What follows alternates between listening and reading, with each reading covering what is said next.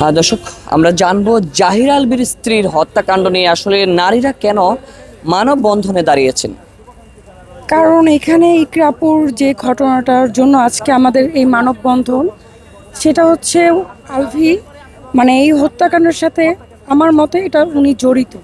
কারণ ওনার ওয়াইফ 16 বছর সংসার করার পর সে ওনার ওয়াইফকে লাস্টবারের মতো এখনও দেখতে আসেনি, মানে দেশে ফেরার ওনার কোনো ইচ্ছেই নেই।